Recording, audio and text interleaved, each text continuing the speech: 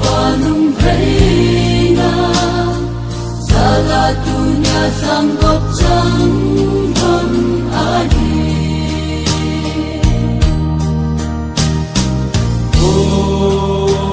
lumei nang mahir atas aku nakizulana gentilihan tipani hizong le nằm lại cùng khô adin kaku suita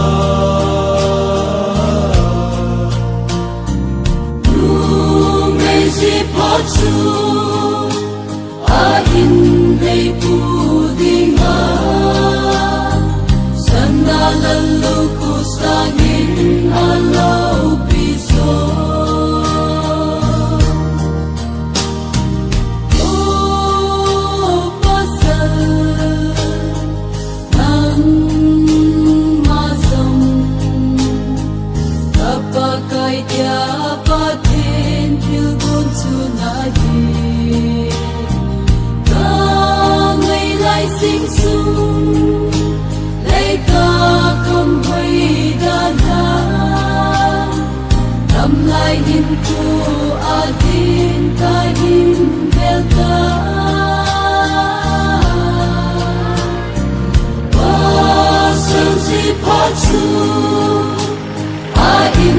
nei pidinga tungmona gozo si sangin alau piso piso sila akichendi sa umzalungan patin kok sa chulay senite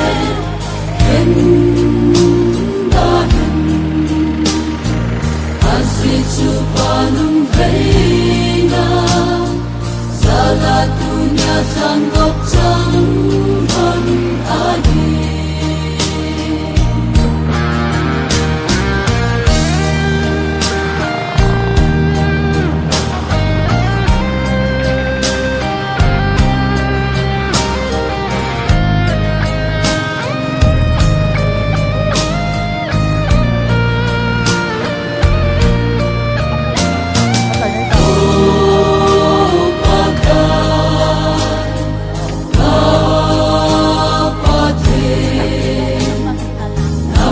trong chung là akikit manoni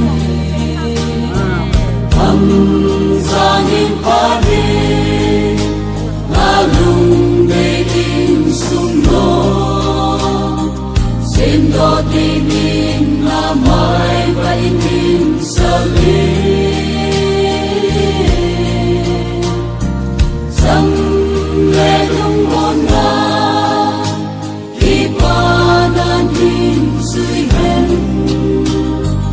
Panoi va hi sing van hen kum ko so ti Jesus sila akichendi sa umzalungan patin kok sa chulay senite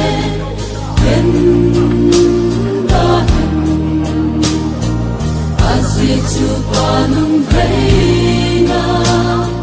salah dunia sanggup jangan akhir Amin Allah tukile mabani program di ucele nilaya vai hun tau na hi homung chairman pan tau na ki patu sena NAP rinten chiyo le monu hi alun na ding upache upasu kulalina alun na ka kitha ding hi in adam si hi la yung ding ma hi noya ka kitha ding in tena ma bo ani aboluvin ki hi anne jowa chi honda mai lo le amun ba nu hana azole ka kitha tan tin na che chu ma ban program ding wa hin chu ke le rehearsal ye pung gu ding hin pastor pa ya hung ding se pung gu ma chu chu chicken chi man di win tin ai pi yong le pathi nin tu ni ichi now dama e pu thong na ba ma ban program hi jing yong na la ye hin ye zon ki pa thu se ne le ma ba na ding in hobung chen man pa thang lu nin taw nei ni amin te so ta kana tung ngai to dia kachapa kana pau chen mang de nunga sika mang man thi kana ki chen na ding kana kon ho angin nei ma pui wa ata la no pa nei ma cham do wa uni ni ko azong mo na na kin ho ki tu pa ai chai te ya mo nu zong in mu the ya ta za din na men ke ba ma ka pu nei kapating ta kapatin tunin nang maun pinamakoy na katsangubin mo nuahin aloy ti hohin sule mo kuya chi ho jong dam ka ti ka boy na i macham lawan nangin dam lebit ke cha in mun nain puidunga maban program hodel zui thedinga kam ta zadun lo pina zo se nang ma hin pe in ka ke pana no khom akai tu ni hi kapatin nangin maban jong ne pui ke nova boina ha san na le lungjin lungkham na thei tam ta nangin ne ven do pi wa jing ni kho kin ho jong ki tu ta ka chi la pi thei na dingovin namin lo pi na dinga nangin nei ma pui wa nei lam pai win tin na nga ka ta win ei tunin nang ma lungsin na nang ma pi na changin in muna hon jong mo pui ho hong vai thung ding a hi je win ne le don ding jong ka hin gong win hi chi jong hin ne khom hin don khom ni ka hi win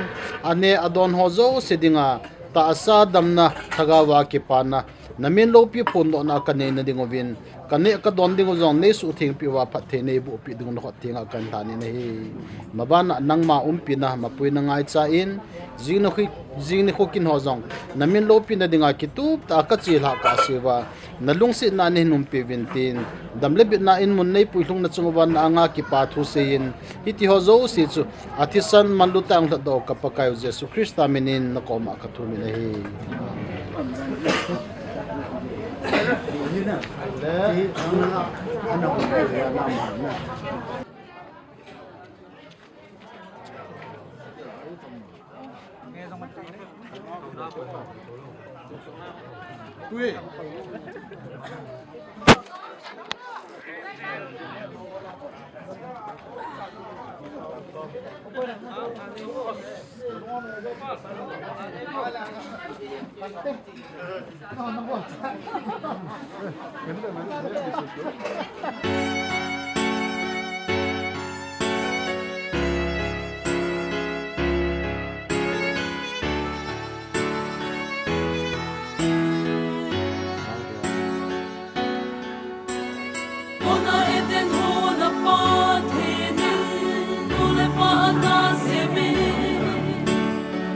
kita anak ko pangin Nuni sopi tenihin Kami Hona eden hona patini Nule pa anasimi Kau kita anak ko pangin Nuni sopi tenihin Kami Hãy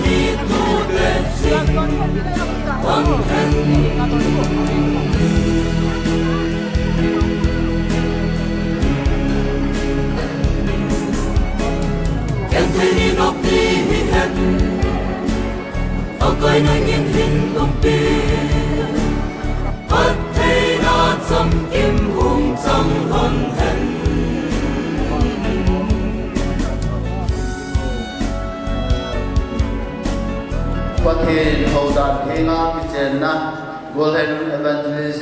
Thiên Mang Sinh Xuân Lệ Nonga Jessica Lam Nei Zo Aniko 18 January 2024 Thursday apart 8:30 a.m. Amon Isya Church Biyang Kin Thim Pu Riven Gin Kusim Sim Xuân Director CA Bầu tên thì hồ bục chairman panan quỷ độ phan an pha namon si din dingo hin din si pastor pa si moho aman receive hin bolin tizo le program ban ne sati wahe bầu ke ho ong put to kelhanin amon pha na su na dingo hin din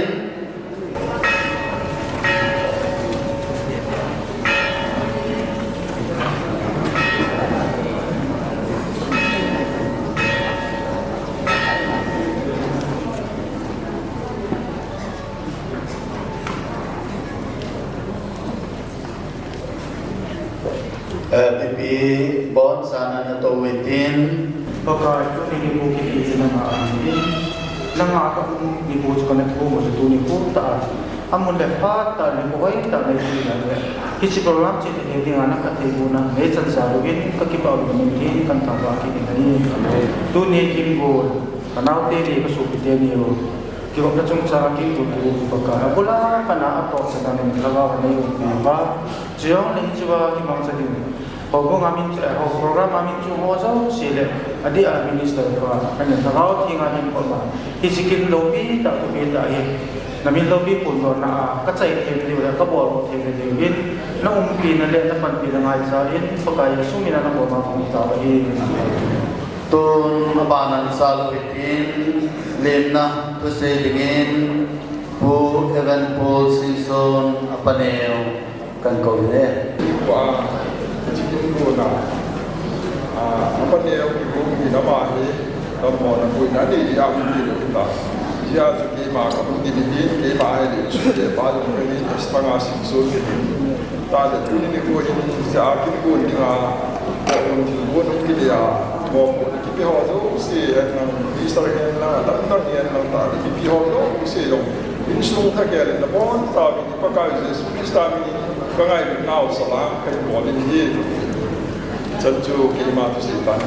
vậy các bạn sa kiến within mai chăm xin ina no thấy có hơi no phạt cần thế các bạn phát triển của chân thể là đi mai chăm phát triển tôi hiện kinh thêm củaประเทศที่โทปินและจังอินอามาพากันไปตาเน่มาเขาคงมีนาโบเป็นมังเลนโมนูตัวนี้เป็นสังคมเป็นโปรแกรมนี่นะเอาวันนี้สิโมมาจังเทียมังเทียไอ้คนบ่าวมุสลิมก็เป็นทางวันในที่ไหนเองเลย Atinda kuti mulkan muslimin lautin le gokna ini ahihen sang dia musliman ini twin sesuna dong ini asin pan sin dila amma hore ini masalah asin sahidai jadi tiga cermin yang dua pada tahan terjadi ini Sele aman itu dekat dengan ini, di cenang orang sempat orang, di cahaya aman itu ni terdapat dekat dengan tai. Di sini pakai gopsan so ni sekali hati. Pakai ni tu tiang sinar tu cenci warin pakai kita hen. Di cenah di sini dopai. Pati amata hi cho Genesis kung patsang som ni lagi mo ke tata kasalin no me siya ki muti ne no ai tai je chun pakaya kunin sam tung hai na mo hi cho proba kung som ke chan som ni jam ni ai mo nei patai pati ni mi chapa atang mi pa atang sa ขนมโอนอามาติโทปีดินขยานักปีดินขัดสิมปีดินกติอันดีเจเนซิสปุ่งจังสมเลกินะตาสัมจัดเดหิตาสัมจัดเดมาโตเจมินะฮีมันคริสเตียนไอ้โลเลตาสังกิบะกิโลโตเจนโลลิงฮีอินจีนาวกัมบีเอ็นไบเบิลอัตตาสันโลโตโคลซอนขัดโอฮิมุนมุทิมเล็บว่าอักเข็มนักตะกี้เกตอีอุมังอัตอาสันินอัตอาสันโลตอีปีจันนัยคอมเมนตะเทียนอินทีเลมีโมกิโลตอีอุมังที่ที่ไบเบิลอาปุนาอินโมฮิเนเจสันตุเนเฮนทีมังเลดุสิกาเฮตะเทียนฮอกุมดันทีนาnak ikutin ini satu mahien, evangelis tim mahien, tengah bis segala mezo mahien, aman mahien, aloi nahu wakorin, lekhan kita hien nang, tengah recommendation dijongle, korihin hatsan, ema pasal musim puna, and submit tabinai. Dici chen nahi hong dan aphut chan har sum le ka ta ri la en dici sum chun koi ma cha ai hi mo na ni se ang lo je en to ni dan na pat hin koi ma cha ai hi mo na ni se te ta pon ti ti ka pho ni nahi dunia hi chala ya di chen he bi dinga yong pong hin di chen nei pathin go na hin ngày khổ lệ do nó đấy tạo mặt như này thì hết gì nữa hi hết chân tu này anh đi chơi đi chơi đi không thu độ là cái đồ bên còn đồ gì họ cái nào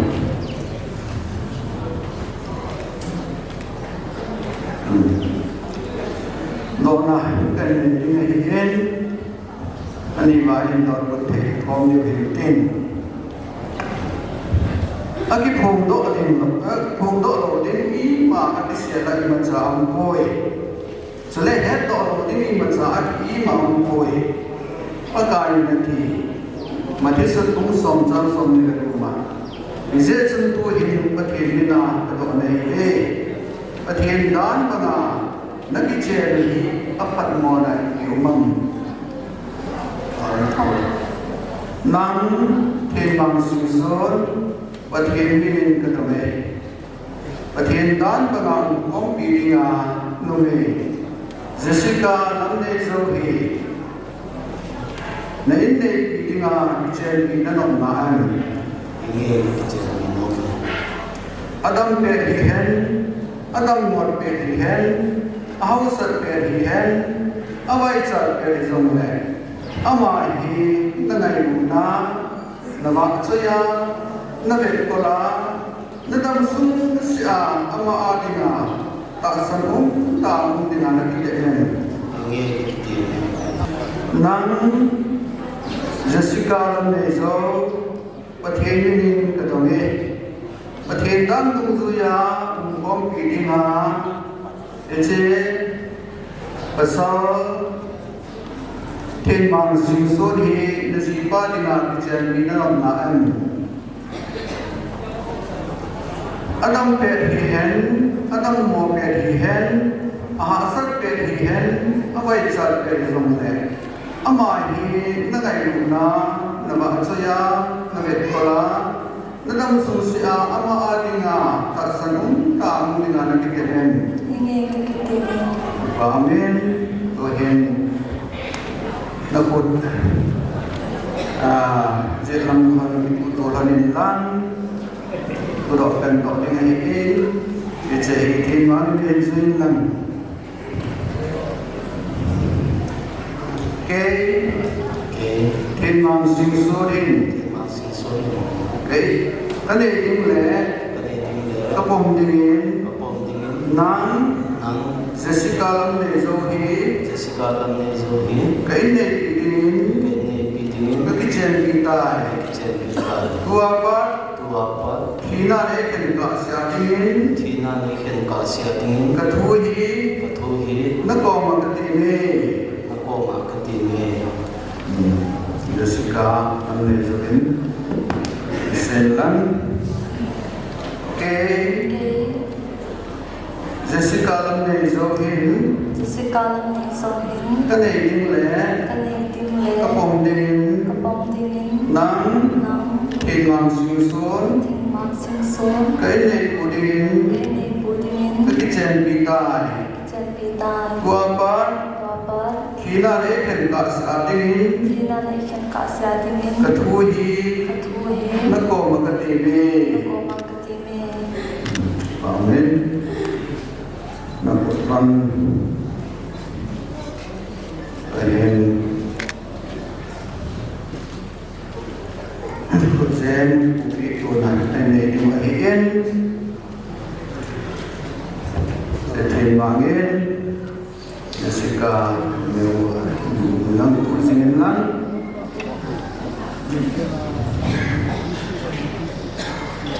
Memang dia di sini. Pakai baju ini, pakai thi ni disebut siapa ini? chi ko chen hin Kain ini, ni pi ting bagi jen pitai bagi saya. ka ki chen pi tai ti ka ve se Lesina, ni si na katrini zosile, thil nei zo si le kalungkin, ka long thin kanai tu zosile, ka ngai tu na zo si kata asalum na chun, ka ta sa lo na chun tuin kazeli. tu hin ka se ni Amin. Bayan sekalian Tuhan agar berkinin pakai cái tiếng mê disebut ziamin disebut xe ini kuning cái này bù tiếng kapongtai di kebet saya bông tay thì các bạn sẽ kata asam tạo ra kalung kinle cái lông thiên lệ kanai tu na zosi hôm nay tôi là xấu xí nangalingin Tuhan terhari Amin. Tuhan putusang dalam Tuhan yang lang.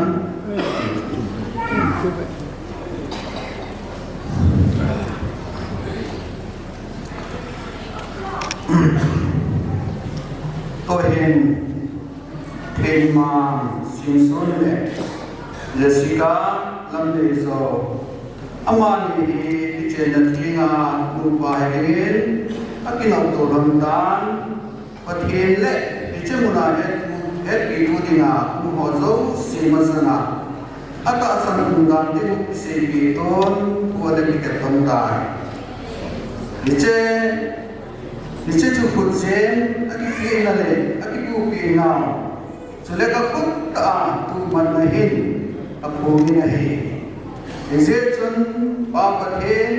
capapathin tagaw thin pathin amani lupa ay kontan di kapongi. Dijejun patinin agok sajo mihin sukendihen. Amen. Bagong som san kunahi. Tuhin tapi nani dimuhin. Wan malaysia de asuna silzo sisima. Keho ay simwa kahungkun do naw le karun kita diyong patin. Tunit sana hinakang naikewa. Adai dan sui thaya ekoiwa. Nang manai zen kakipa ang nakong kipa thang kasi nahi. Hingsin kapaw pathin. Tulihin. Kanano, kanawa. Kimang le Jessica. Nagin. Anu oy sunga. Ang jinglay wapa na. Tuis asite hizim laya nalayan tuma. Humping doa tiarso. Sabang hinukuhain manuma, nunga kolang hinukuhain manuma. Dunia hinangin, lupa hininga, nazanggop tasin, kakipaan na kong kipato kasi dinahi. Manuel isinahin, hasak ganiti nazat sumsum mong sihin. Nupaga sa sitayin ang kamtaang sihin. Sana naam se हम हेलो सुनपाई से हम नमोवे से हम हेलो लेवाई चा से हम जाचू सोमिन से तनी ना अतोइन नो बाइन को सुकोई तनी ना अतो मुझे हन izong le tunia hin pakai hiche lam sulam to ai no phat ti mo jong le pakai hasana za chom choma jong tunia hi adam sung hana na ang sung le ni pi ang sunga kite bani ve ti age to sing hona ni na ke jong gel ai to na tu se ni na bom bom ta ni nahi uzin koi sanna kipana za chung chomai to na ni bai pakai asa yang to thea eng anom jong ki pa thea itia chukai nangin ta sa le laga pa koi mo pe jong pe din jong tom kan tau wi na hi ken jing for pathin tu ni hin long da le ek le namina ichenu pa hi na dinga long na kin ho mang thea eng le chi program ho mang thea ele ki kursi na ho chai khening do ta nei koi jam jong na tom ki ba to se ki no na hi doni in my jam and see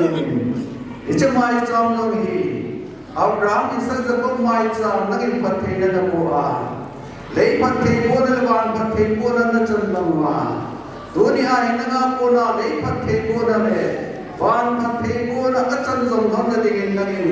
iche my jam se ta le san ki na bom bom ta be le amari ta sa along ge ka ngai tu na bani tu ni na put thi na kan ha ni na he lo pi na zo se na ma sam ni e ku na pa kai se su ni na ka na he amen ko yen certificate ma so kai ni ma en ko be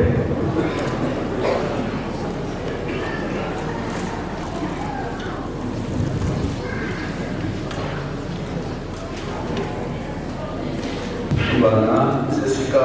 Lamezo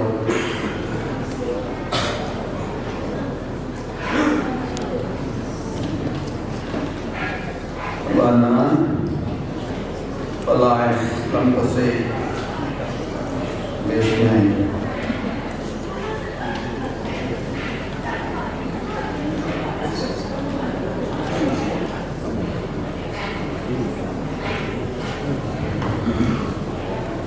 bana Miss Chinese ayo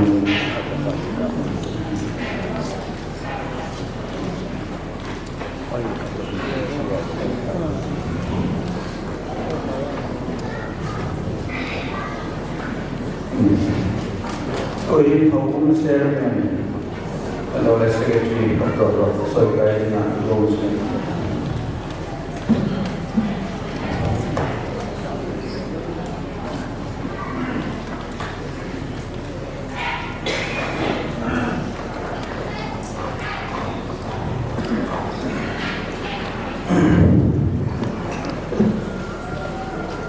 certificate sin tộc này nên tự nhiên đầu tiên là tập kỹ thuật đấy khi mà phát sinh năng lượng như thế Evangelical Churches Association, the Evangelical Congregational Church of India, Post Box 68, Rachanpur, Manipur, India, register number 28/HR/85, Rachanpur, marriage certificate. Certified that Mr. Kim Mam Sing Son, date of birth, 1st March 1986, father's name,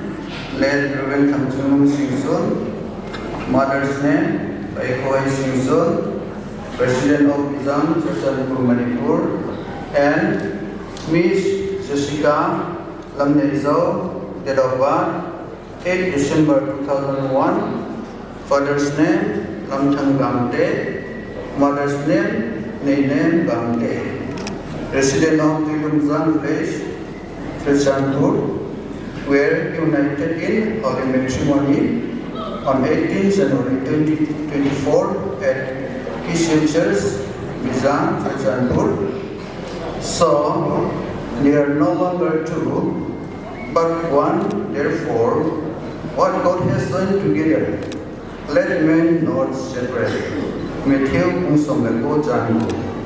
Witness, Mr. Lampase Hokip, Miss Chinning, Church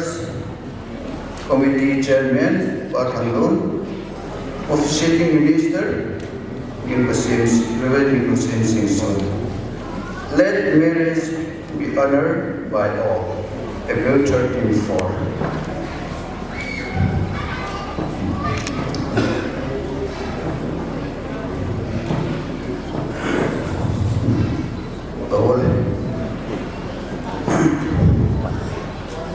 Nabol ay mabong din koy isa sa nung banti katin sa weekend maunu lang ho sa huming basaw sa department department na tawin lang doon opa lang volunteer lang din so mo din kan Deng bo insung lang ho betul sang lain ama hen program hen wa sai la kiti di yang le ma ye hau lim le yang ane ni ko suket le ba sai la yang sa de tu na ma kan di le pa ma kan ko ta sa le hang si le ve ya kalsum ule na ule pa ile pure ya lam chele pastor ho ya kam pa ho sa ka pot sa le hang lai minin na pot sa le ngai lut salat ke di ve unin evangelist ku dingahi asana khangha na to kilodin khanglai on so thei kham khamin ama kinahin ti chun to lewai decoration oi ka bo thei kham uni chana he ama kinahi kain bo to kilodin bible zel hi tu te dia hi ama bo hi ka kinet pi bible student ka nei sunu ya ma hi MTH chan hin zil ka nei sunu hi ji chân tu nya ka ma hin ta na ole to a he bible student he kui ma ama nang zoi di tu chana hin lo hi chi khang lai te ama man tam na chunga he khang lai te ka man nau khan ni ding hi pe jong le tu ni ha tu jing ba ama dan chinga zinai the ding a na khang lai te ke pa na pe no he ti chuma ke ong do hin tin ba na evangelist he na chunga hin pastor ong hi ding he ka kenet tao ba na ma hin chule ai nei pi to pathin na to na la ma hi tua sang ma sang ha zo pan ai la de hi sang lai te ka kenet nao ai lo le ka dei sa nao punya hi ma chunga ke kon do nao hi chan so hin tin bo the i the ma bi ti nei pon jong le ka bo the kham mo envelope khat hin ping ka tin chi khang lai chairman pa loi pin khang mai chairman pa loi ping ka tin chi zo le khang lai on la ma hin ti ko loi tin pa thien ba choi la ke sa teu ke sa sunga hin mau no le mau ban jong en den piu le ti chu tim na ke le en te ti chu ke ma pha chan chu tan ke ti wa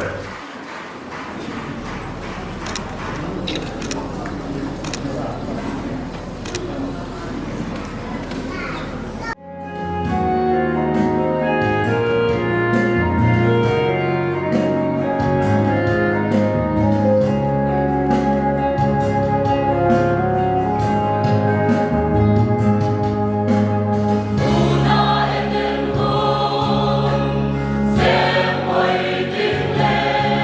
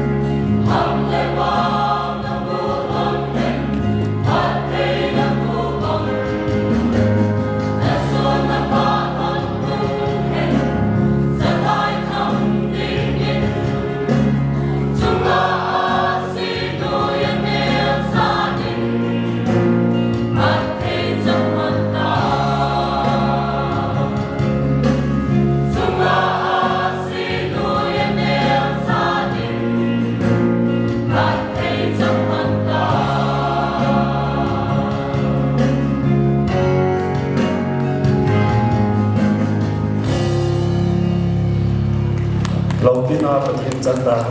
chale mai te ni lam kalai te ni gela de su no kai ho bung te pha na upa thang run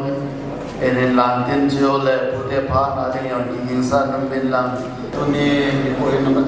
adin to kai za la sa na chang minister ai Pompeo Reverend Kim Sim Som chale lam chom choma olam kiloi kon na pastor ho Reverend ho upa ho ko kai ta so zo se le mun tin le gam tina ni kina godam evangelist the mang sim son le noma Jessica dan nei zo kitchen na kina ho zo se na bon savin bizangi se ho bung thalemin lim na chilai kai pe ne azo bin long thang lai pe hom long ai sen ki pau mi savin akan lon ki la pana ho bung adinga chule thang lai adinga athale sule alungel nei suna pathian lengam na to na machan na ding le ho bung khan to na dinga panla sin khan nei itabang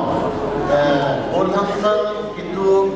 ho bung a kai ka nei ka bi ama zalin ka kitang ma se mo ven pathian long thang pa na ka pe le tu ni chani na ma he ho bung sama dingin mi phachom mi tom nai chule adin evening Sunday school class on komizan ham khanei la piwen cha isialama to nai ne ya ko ne na ma hi alo thelowa to na ma na unde ta se na na ke na o min e chlo sia cho ma hin evening Sunday school la jong ata panan la ne to ne na ma in the na ne na chu ma hin o bung ke tu lu na le ho bung het ki na dang thi nga se ne ho ki pa thi ki ding ya ki bongi ho bung ta ning ke ning ki to se ka tin tang lai te mo pa ni na pe ta vin so le ho bung ke ni ta bong kin nei ho bung het ki na dang thi nga se ne ho hi ki pa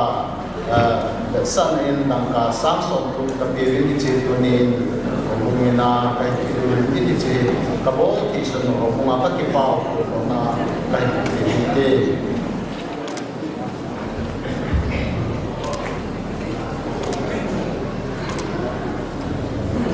ude phana holem dingin pu paw thang ke gang te phat kan te yo ya so kin thu na ka sin le ke yo ha ka pa te ni ke ut lo pe ka pa ni to ma na ka de si le pa he pa de ke wa sa da yo sa o pe wo ye na u te mo ka ni te se ki ni te ni he ne ta pe wa om su de thùng hầu hết các những đọc tôi nói đến thì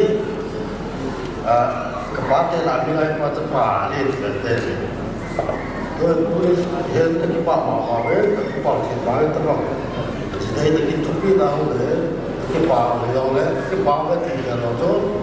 cụ thể thì còn phải thì cái đây cụ đấy hiện bảo chân thế nếu tất cả sẽ là cái gì đó là hết anh ấy mà có cái nhập bị thôi ai ra thì bật thiên nó lò sao vậy nói là bật thiên nó lâu đi đủ luôn bật thiên nó đâu ra tạo cái bị thôi cái gì đó cái cái đầu lò thì nó tặng không phải tin được kiểm tra cho ai đầu tiên thì làm cho cái thằng ăn bị má mà không hề ai là cho cái má thì hiện đầu chơi mà không biết ta có một cái thầy đầu giữa cái số là nó mấy đâu cả nhưng mà giống sinh hoạt thấy bật thiên nó tu qua này phải ta vừa sang á tu bây giờ này đầu bây giờ có thể là hùng rồi cái làm tàu này có thể chân thế nhiên chỉ nói nó là sẽ đầu tiên là cũng thế thì là cái số cái mà người số cái là cho tu bây giờ nó cái đầu thì thế nào đấy thì có thể khắp một 이 문자에 올라 교환 문제 미나는 신진 배가 각 공소요 이때를 좀 일반에 단데 디자인 단데 봐요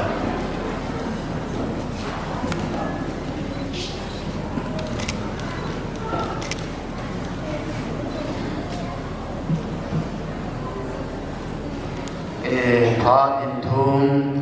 เหนียวมินขณะอุปทองสันอินตินอันนี้นาทีเทสสตูเดนฮอลอิสเตนิโซพาอินติมาสังกัด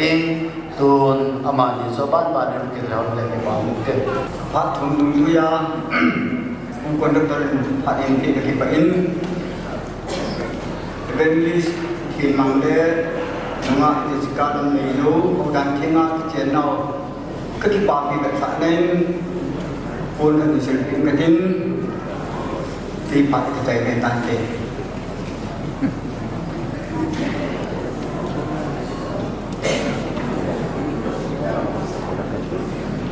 Ki ho student body ki loi khom sai perceive tel school seminary a hin kam win ya chu tuni ni kho ka sal pau go wa ni kho hi ka ki pa na wa sa na chung han ki win ki ho student ki loi khom o hin ki lo na ka na yu win is ki lo na hi azil ku hi an lang sim lai hi yong le hi ta bang whole marriage wa hi min pa na hin ya hi a le till bit boarding till bit chu on hat silling ti chai to han tin ko ka bai ho tin to tin on ka sil bi bai a le ki ho par ki chai ki ho yo hi dan thei lawa kan chi be ki ye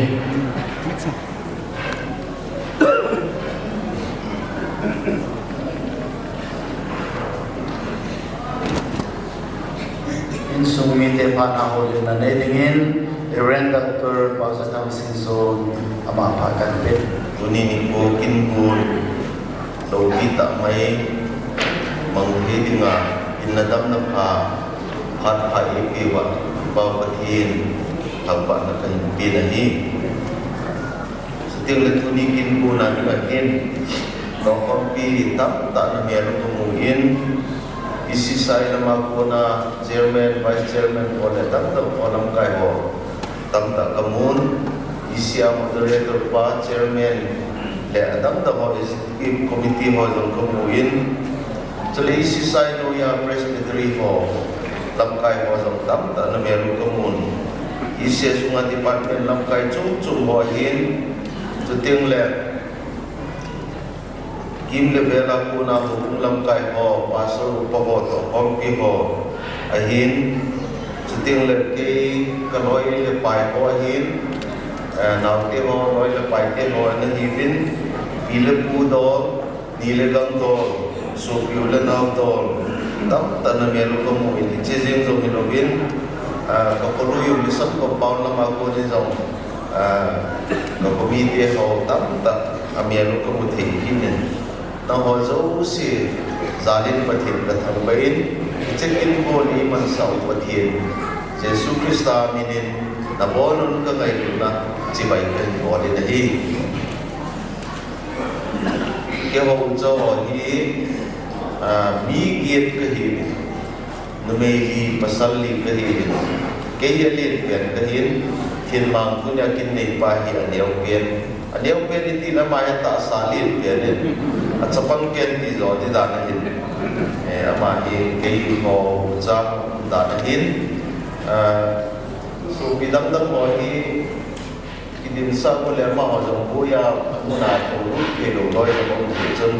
in sa ta tang ka tin phan no kino ding hi chun tuni hin kanau pan ho dan ki na ji ga nei ya mu lok ka ki ga man theu hi ka ki pa na ki ta kha da hi ichikal wala amu form bi ho ngai na tu hon ni ga he idi wa ka de kan chu tuni kin ko ni che ta bang iman theu hi kapa dream iti ding ham kapa vision khat ito mo so na wa hi pa hi ka sei lo ni azoi ko pa le no en sikan thiên mang ya cha pon pe no hi na to nin kapa pa tin phat thi bu na za na cha tam ta na ni ji hi na ma hen anan thiu tup le pa tin hi nga na taw na hi adam lai su sia an mo la tam be pi na taw na hi alien pen a chapa lin pen to neu pe hen pathin na tong the le ti hen an thu na hi tu ni hen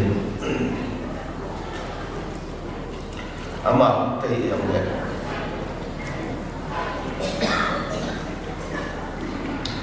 alu tu to mo sang thì pathin ka tam pa ding nei so le tu ni hin saving dot tam tau min kapai ni dam te dong kan nu ni dam in la lai hin ama he hi ka tin do sa tin nge rồi rồi không tin tán rồi là mày cần mùi hiến cái xe mà rồi cần nuôi lên gặp ba hiến ở đây hạ ta ra thế nào thì nó bị nhiều vậy nó cũng cầu ở đây gặp ba ông bị tàn hiện giờ lại trên thiên mạng hiến class của ông của hiến là lại gặp ba đâm rồi cho để khao xin giống thì là rồi cho class của vì ni lắm các bạn cái trò để ông tàn ahin la kapang ke khanen ken jong forsa ke no thi lai pun ahin la nakko ma ka se ting chu pai de nga hin nu le pan e ge nu le pa taw na ro thin thin ni nga nang jong pathin na twa ki sim hi nanga ni nga thin pai ni nga hi ai ba koi ma cha chu pathin na to min te ki force the lo hi chu pathin ko na di ta na chana hi le pathin na to phan te ti chu ka se ki ai là mà rồi khi nghe đến thì anh trai phát triển tiếng lệ cái dòng thì cầm cầm mà phát triển ra cái tổ thì gì chân phát triển đúng xin nào cho nên nào thì họ cho nên bạn ăn lao mình nhiều ba khi bà nên ama xin đó là nó như mà cháu cái bỏ dấu bụi dòng là nào thì họ còn bạn là ra cái cũng họ tắm kia tập vô sử dụng họ hiến đi ra một cũng họ hiến ama họ còn bạn là ra này dunia hiến cái đầu bài hiến xin ấy thì riêng cô lâu bà và thiên nó tổng thì ấy xin tổng biểu hi thì bài hiến vì họ dấu xin đi cả hiện bị lâu tiêu cho các lúc lâu gì mỗi lúc nó kinh tổ kinh tu bia xe lâu bằng rồi cái hình sĩ đó hiến cho nên tôi trong kinh cô là hiến đi in u lâm thăng là in sung đi tê hồ chung à các cái bạn thì riêng in chân nu với ta nó không thâu và mẹ với ta cho nên thiên bị mất lúc ta tổ thăng ta mày kia vào in sung à có một đi vào hiện tiểu hi các cái bạn mong mong hiện để chân Jessica nó lại ba các cái nó có phụ chung là hiện cái bạn thu cái xin kia họ hi cái nuôi cùng biến sẽ số là nó biến càng tê cây màng ngoài hiện càng tê cây màng lắm họ đi phụ tê cái lá khát thầy phụ này là tu chung về phụ tê lắm cái lá thầy thì bay cái lá tàu nào khát ở ngoài hiện để cho cái tàu nào lọt hiện là dễ nhìn tiền cái pin là cái phụ in rồi thắng tay là cho nó hi để gặp biểu hiện cái bảo hiến để cho nên sung minh tiền họ Jessica người ba cho nên sung minh là dấu sẽ chung ăn pakai mình thì bảo cái gì cho tiếng là bây giờ họ cũng như isa kaya ina cố khẩu ina về con lối ina bận kỳ tu họ cũng hiện tu đi kinh quân họ giống như cái sama mà họ giống thế mà họ thì bây giờ cái tu tới đây bỏ biểu này hiện này bây giờ họ cũng bị họ dấu xì lắm cái họ hiến thì họ dấu sẽ chung là giống pakai mình kipat bukan sihine. Setiang le khang lai ho all decoration hiện lăng ho le to ding tham ding tam tao ho zo si khang lai ho zong un chu ta mai đi ho yu le hi le tu ni kin ko ni kino ta mai ya ki mang thi in khang lai ho zo si chung la yong pakai min kipat bukan sihine. Setiang le tu ni kin ko na adin ka pu pau ain sitan kapu kanu upahi atam tapun izong na chate la upapian upau khatangin putia phan hin mana desa na tu jeng kilo ta le pathibu na ti ho ai nei ka kipa ho mong wen putia han ei ngai lu naw ei lu se naw hi ka ngai sang wen ama ho phathi na za la hi putia jong hin tu ni chan ya hi Hasam tak ke zong le phathi na ka chan hi pa hi ka sei no min je tu te zo se chung zong pakai menen ki pa ku kan si so te le tu ni kin bon ho hi yet sa ma mo bin ningkum October ha chun in sunga chan ha nan ki bung ta ai le ta ka kun ki ting ki ti chu thil pai lam ye se ai kun ke zong hin zani zan hi mun mo pi le wa he ka ku kham he ai la pa the din taw na tam ta san din ko ro gin so pi ula na o mi ho e ngai lo to ding ta ta isim pi ro gin tu ni ne la don ding hi ta lang chule kin go na man cha ding hi taw la sum le pai chini bong noi ta ten nei tu bin i cho ro se hi amino ki se ki khatin nei ji se ko katin i chan kya e ki thu pi ho zo se chu ma hian pakai menen in sumi te zo se khanin ki pa tu ka sein ka chung ban nei ngai lu na ho za la na se na ho na kim na cho na ho zo se pa thi bin ale tam ta pa thi ko hi ka taw na wa hi chu ting le zan hi mo wina kin hian gari ti ma ho ngai chat a hi to honin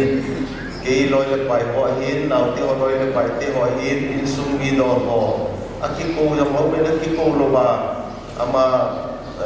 dom ngai zala ngai na zala kal sum ni ngam ta tau min gari hi som ni wal zen a hi mo ka ki pi the hi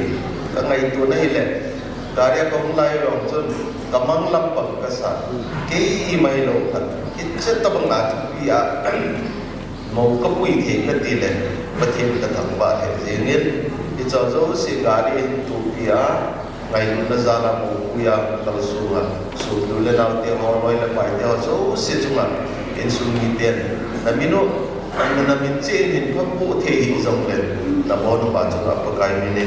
ki pa ka si in chan chu ken long te kam khama ki pa thu in sum thalena ka si nong chu hin tin pe te ni mun tin kham khamin in sum ni ten ki pa na zalin thil pe thok cha cha hi kai mong to no mu bin pha thong kai au sau chúng ta chi in ki no ji mun ka tin tu ni kin them pu ding hi thiên mang do ki se wa ka in to ka na chun lam kai pu executive director pu hi aman na de sa ji chun area pasal pa o ma khal na ki thumin aman no khal tain anok nom na man diu hi ki chun hi phal pi to manin tui kin ke pa kilo ta mai za kai por pi bin na hile achung hin in sumi te ki pa bin ki pa nau za nin thil pi len li mo hin sin te na ma ng bin pi tin chen thil pi ho cha khat hi yung sa pi in pen ti mi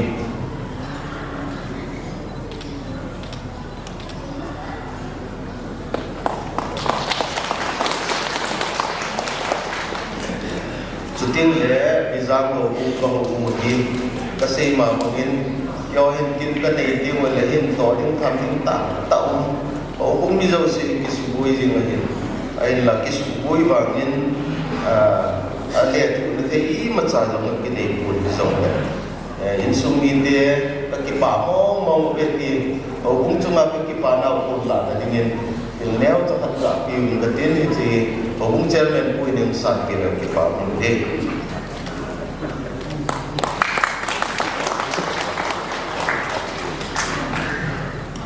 tiếng là tu ni kin bo na u bao ka thang hi kin lo pi tan bol pi jing bu lo ma tu te ho i de sa na e ngai nào za la pathina lo pi tan san hi ka ki pa win ya chun ka pi jong adam na lai ka pi to ku thang in e che thil pi leo cha hi nyum sa ki bo ku te zo se tha leng dei man je chun nang ni ko ding ne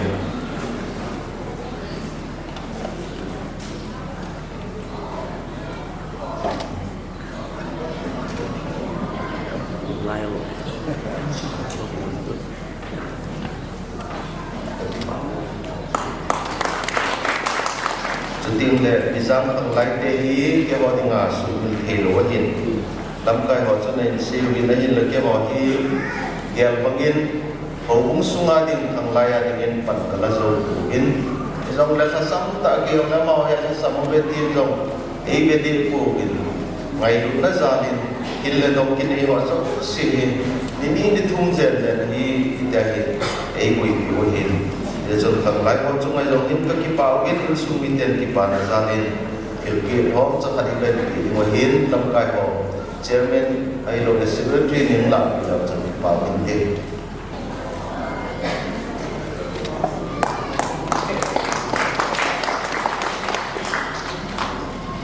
ting le tu ni kin ko na hin ba choi la isa ki ti mo hi ba choi la sa thi ma min thang e le au la ya ko na ngai sa mi a hi jing ko do tu ni ben ko lo na ba he le ka pu a hi na to na hi na tu pa pa phat thi nong chat ni hi pa thin ni na phat thi nong bu ni hi ya hi mo na bu le mo na hi te chu mo mo ha ka na ki ko hin ama jong tu te yang ngai na zalin tu ni kin ko na jong hin pathian ba choi la sading nang kal sungin ama chungin ka ki pawin je thil ki hom cha khat hi yung sa ki tingin ko kai men kai ni ki ne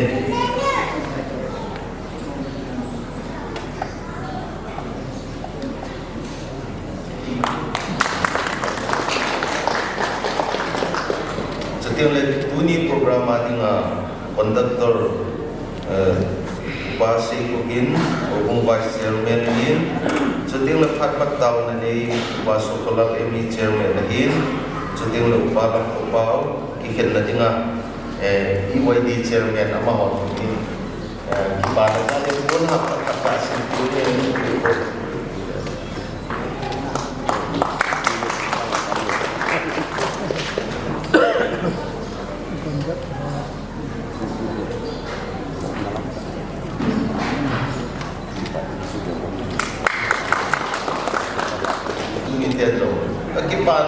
Kipana wasan din siya hi akam kama ni ko imo la hin sit ta mai me pa ni pung ni zong le ki nei pa tre no ka hin tip ni hin oi ma cha an ne lo wa chi lo ding hin pa kai min ka hin ti min ki pa ta mai lu ko mo wa ne thei do chi ne wa thanom ta cha program ni i man sai pa ki khen điều hi pa kai min ai su mi de zo si thalina kai te pathinin napon saben pathin po tamen pakipae Solim napat ne dingin ECCI office la pat kan bi hai pakai ne kama hom pi ho hi chikin ne au Reverend Dr. Lopetan ECCI office to hom pi staff ho tuli kin mangin ai luwa aku pilinga akile luwa Jessica lamni jo to pathina thenga akiche chu hin ECCI office staff te kaki pa pi mama we i amasa ka ko bumiala kaki pa pi nesa il bor pe ki limpi am ki ni boni amle il pi neo cha ka ni do mo Ipa pi sa lai ini tu kalau itu pun di binti napan mungkin soal binti binti sepi mungkin kalau itu ada pot manin kalau itu isi saya office staff umsi binang binti sepi binang tidak sempat ini manten upai kain koba pulang kain Patibunan puile di suka di sana atau berlalan, ya nah. Kata pelu dia boleh, kau yang dim kelabi boleh, kapal kaca yang ini kali pakai.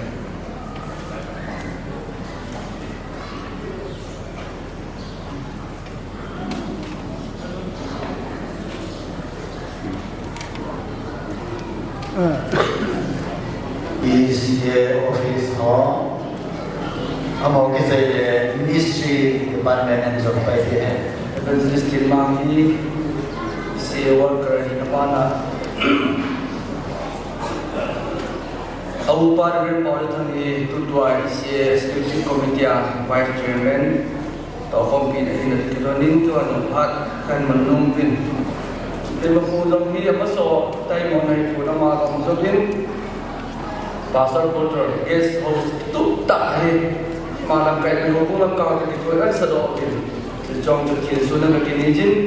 wina hong pai jin atau ai tam ta amin ko lang ni jong le tu ni hin tam kai wala video masala thì na to na mo thì nó hi cho nên đi khu hin bảo cho nó sáng tạo cái gì này cái bảo bị về thì phải sang những PCA office executive committee meeting thì phải sang cái bị cái tiếng executive committee họ nó sẽ để ông đâu xí nó chỉ vào một người tiếng ang mo jadi kila pilo fight di bawah itu bang itu ini serta kaya itu palang dengan din akhir di dalam tidak bang ini SKT kebetulan saya ini jauh okay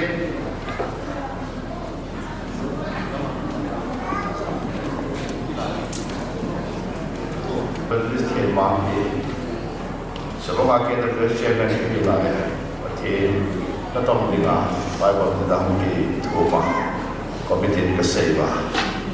abahi Bible sumber kita hamil mata kita kena solo kita mau itu ni patenin boitin kita sah mina patirung kita jangsing dah jauh jangan sih pada dan sedikit mah Jessica Nahezo kita jadi ting kalau ibu sampai kau tinta mana dan kita say tujuh dikau ini sepun yang nanti hasil si ini kan dipakai tak ada mungkin dekat nasi kampung pun beda sih zon dipakai kan pun dongeng tapi nanti dipakai nak besar itu ni tidak dia macam kan bido mungkin chairperson mo yin muhat pada mahin jelas tu ya kin lobby bodo dan sedikit mah asobi ulang be amasang center committee ni zenglai di pasang pentin adam hosong party be istitil be han hak sungai mo idivin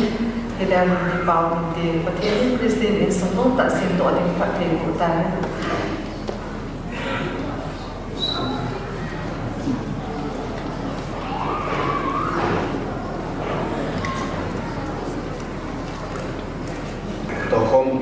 evangelist in mangin itabang golwa lobi ta en bol hi kamasanga nu te so ke pa na khanglai te ni nga hi mi khat ka man naw hi dong la pathinin sa la naw ma ni sa ma tam jo ke hol te khanglai ho khong pun ki liwai ka ke pa tho tho hi ye chun ise yu department ni jo ka ke pa pi naw Laksanan tilpi neo sa kan pi nomin proposal no kulun jil organize pa chalanga muntin ke ni khanglai ta khela kan pi tin pathinin ta sa gawin pathi ko han lam lengam macha na dingin mong sa jingta ti se wish ta de sa naw kan pi te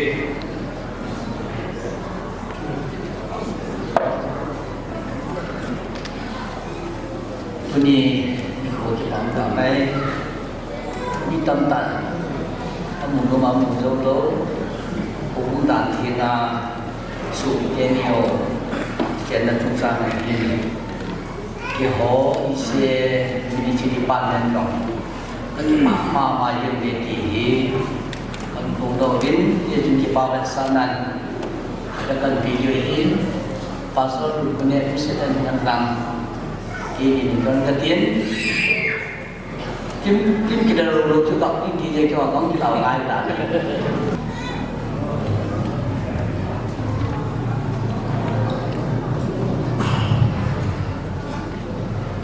Lemong isi church menin kay hong dingin ketian kalau tool sihin sila vale ahit poin si centuni dikuahi adol tahile Hubung secretary in Chile, hubung upapuhi in amani din dolta hin. Kehi es tol jamun among kahin, day mukuna latong kahin. Galat tol jahung garzang kahin, agar jam daam hapin kahiding dahin, chulaya hubung minim kading thain. Bathen kathang vai nahi. Evangelist Denmark hi isi hubung sungadina hubung chairman hi in adol ta chu hi an lang thula la ho hi boilo hile hobung ise hobung lei mo kung zong hi to la tham za chu ma yong hi ki sei mo ding dor ta ka hi rin ti zong le i cho chu om thei bo in sumi ke ho zo sen jong pa kai bina in het tin de win kong tao ne he hobung in pi num ta ne win i zong le mi pi thei dor ai lo wa le mi pi bong pi zo ko win ka tin i zong le envelope khat kai ngom win chi evangelist ko in ki pa ta ne san pi ding win pen te min he ki chin pi don ka ting ka nu in zong bun khat asel pi num sim ka nun zong pha ki la pe pi la ki pam te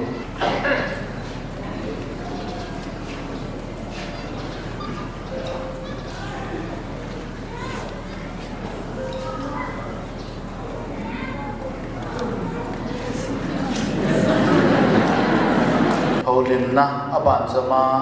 inay kitiwin jahin akad na adingin Cookie Worship Service Silong ho hindin amo koher ho azita sun paran ko hom di wehe anman tha di wehe puelan mona kasa zol zol amo iko masan ni aban ba na cha di wehe tu puelan mona ko we lai san ni ping na chan ti ni gen le mi nu ko ya yin tuwe ka gen ni pe ya ka san le achan chen gen ngai kon den asa di ba ha si tu le na ma ya e ba wa ki let nai lo ne sun ka sa ba ka phu pat pa ya e tu kun san ka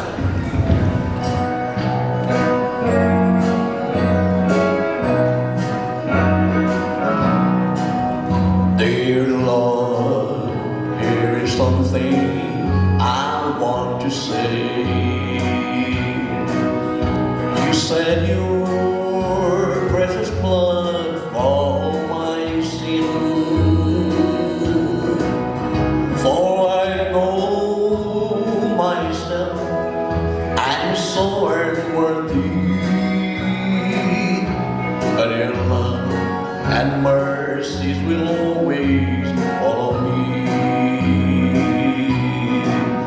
So my precious Lord, I bow before thee, and you always answer my humble prayer. For you led me through my journeys, never failed me. Your presence comforts me, gives me sweet peace within. You know how much I long to serve you, so let me sing of your praise all my life. Dear Lord, all my whole life gave I to thee. Then, dear Lord, bless me for your own.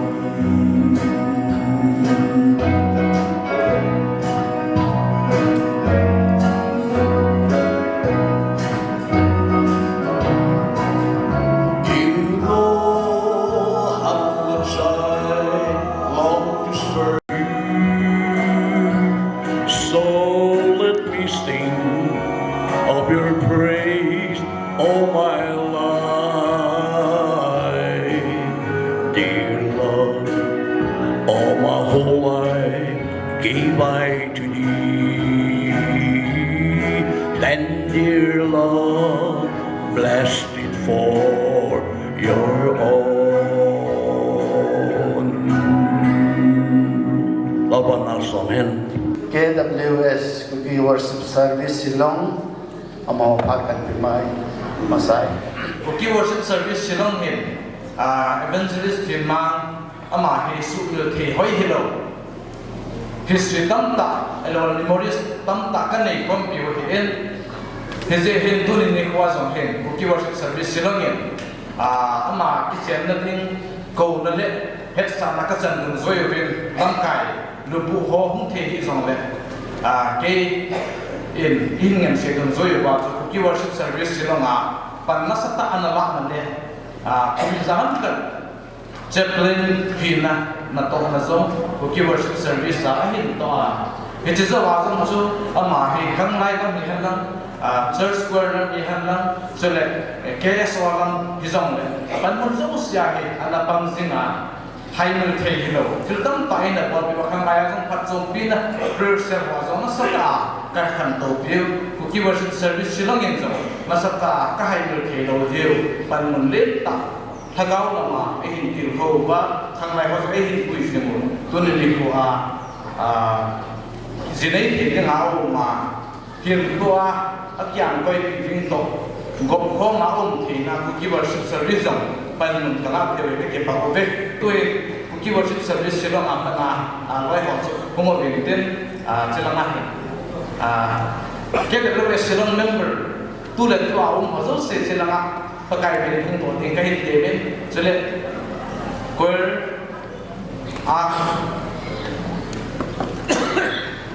ke ho so je thil pe kai pe do de hin ten athenin mal som na wang po na aman ne sun hin pe ta han ti chu ka se do mo tin tu he ke de silong hon thil pe na chele le ja ma min te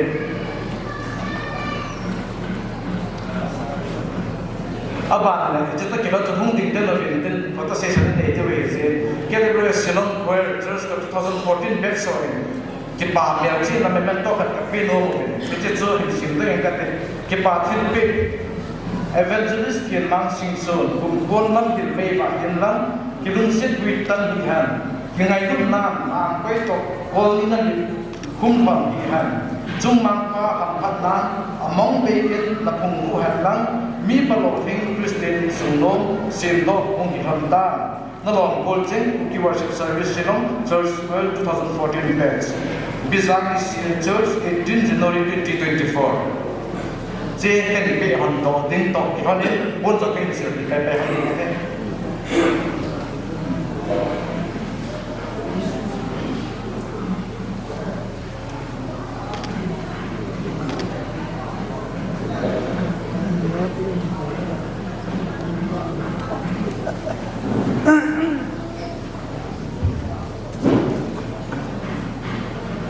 Yes, Amy Hall, the Anina, the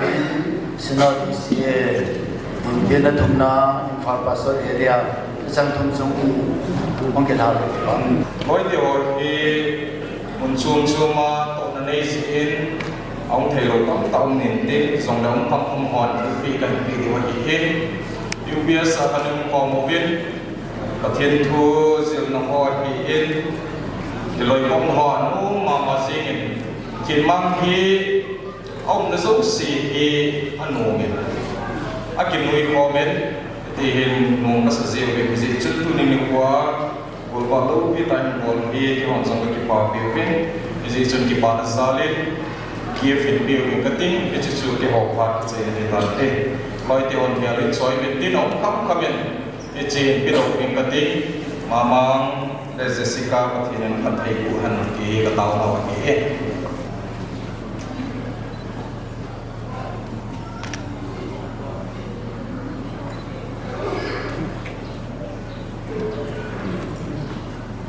Impal Pastorate Area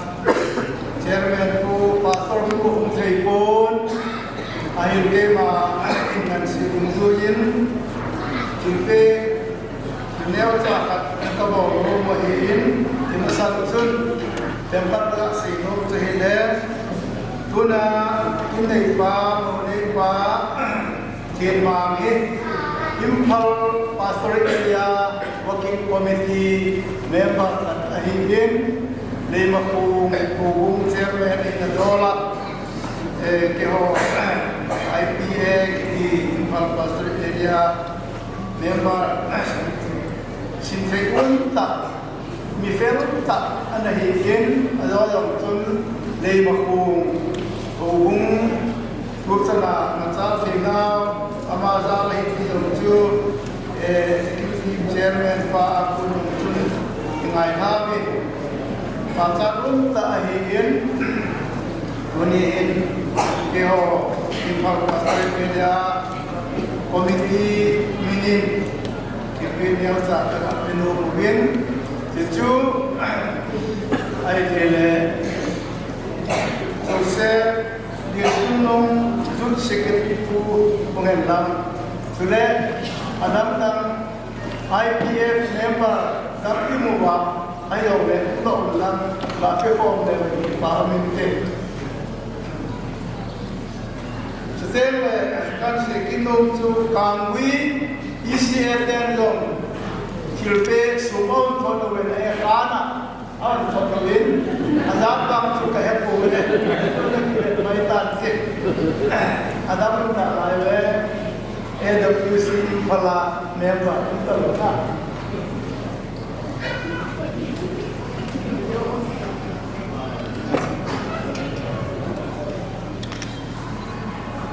Kipatu sena pues thanga sinsun beba ama phakan bi kupana ka se ru ne chen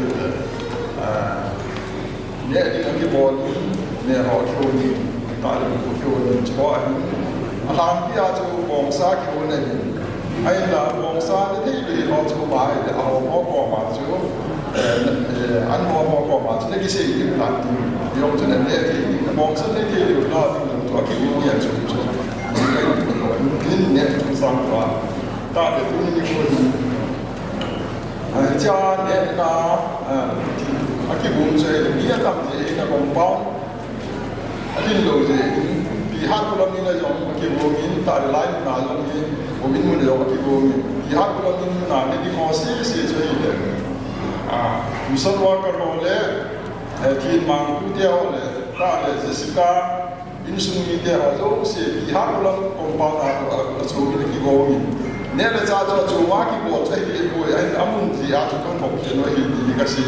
ta le mi bi ho zo se chu slai na hi a ne ko mi bi koi ma cha ne le hi la ki de in pa kai ni ken ji ki ni de ni ni kwa chi kin bo na minister ho in na ho na kai ho in na ta mun cho ma je de ya ho zo se de chi kin gon sa ya i to ko mi ho zo se chu ma zo a ve in sun ka ke ki ba tu ken ko ni ta le pa te ni ka so pa ti a ni bol ri na ho zo se su ka in pa te ni za tam de ka te lu ta be ni in sun mi den ka de sa na kin ko ni ki na pa chu chan chu tan de ki ba BCCI nga BOD tangan hanan thumin hacham sa BOD BCCI pung pui min kang ni re ni kan nu deu tale ngai tam kong nia mi ro chu u chairman ko mi pe kre kan lon ko pel e Reverend Dr. Paul Thang Sing Sun ama insu mai lim na le rom na ro pui ta kong tlunga patin man som dan dong kan lo pui e me ma BCCI Evangelical Congregation Church of India pung pui mingin ka hongira chu pung pui ai oi lom na thil pe Reverend Dr. Paul Thang Sing Sun ko ta in lan kanoma zuru ro chun anaw hai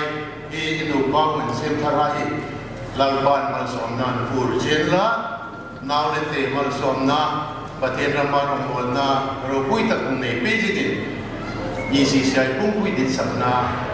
an BCCI ai wa ken ka man la ni paten mingen paten mal som pe ro se u pa sa ta min mi hung la pe se lo se pe kan la pui nei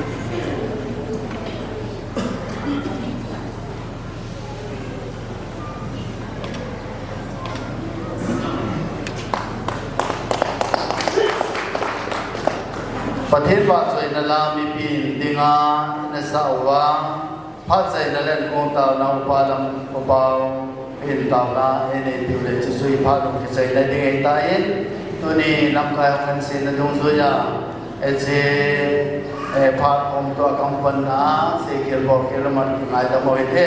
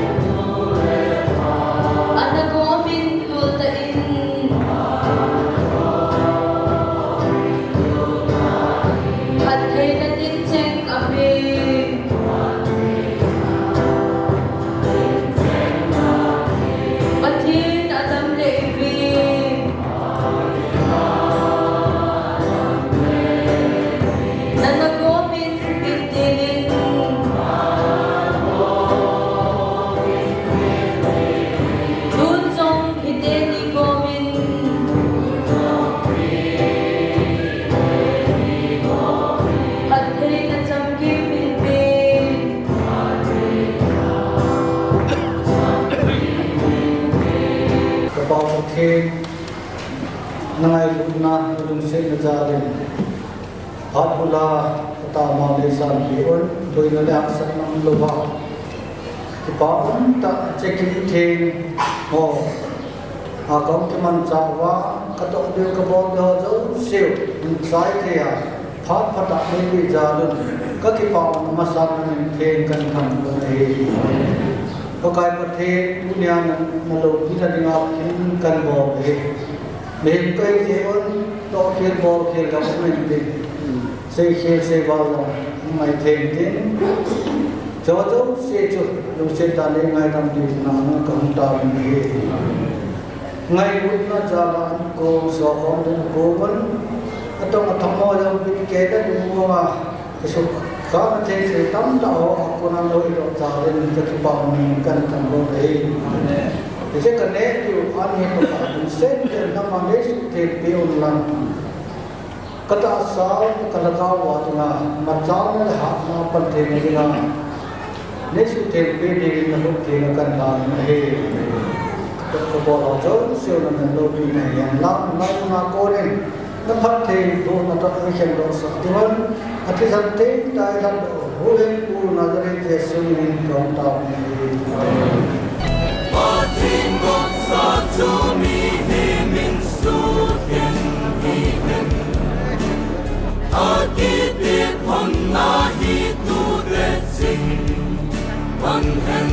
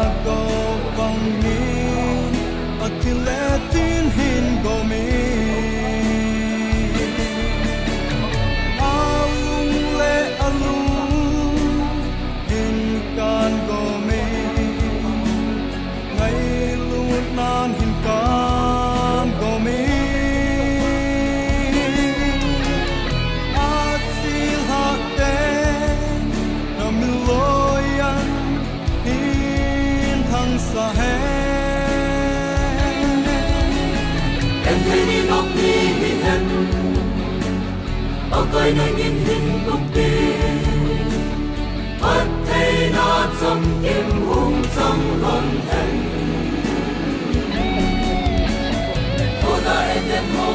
bỏ lỡ những video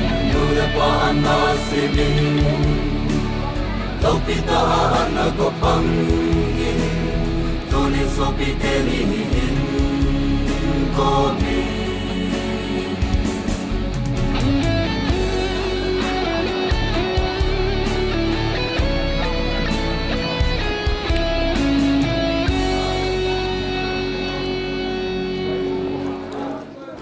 Just community in Mote Hall in na thang thang thang na he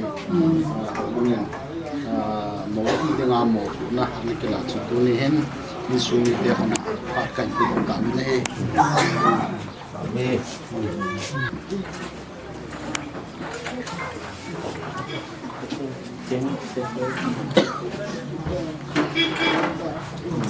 nào tiên nhỉ phải thiên chạy cái vụ na chẳng cái đi ngang ngoài chạy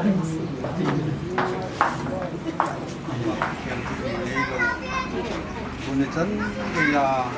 e umpi wala e chungawa anong kapaw patin bune ni ko hin